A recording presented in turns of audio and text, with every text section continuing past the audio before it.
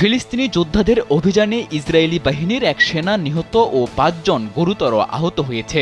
শনিবার গাজা শহরের পূর্বাঞ্চলের আল ফুতাহ এলাকায় এই ঘটনা ঘটেছে। মেহের নিউজ জানিয়েছে, গাজার পূর্বাঞ্চলে একটি সাজোয়া যান লক্ষ্য করে হামলা চালানো হয়েছিল।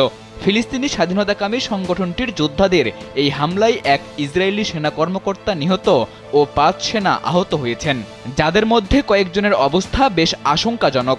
প্রতিরোধকারী যোদ্ধারা পূর্ব আল তুফা এলাকায় ইসরায়েলি বাহিনীর জন্য পূর্ব পরিকল্পিতভাবে ফাঁদ পেতে রেখেছিল বলে জানিয়েছে টাইমস অফ ইসরায়েল।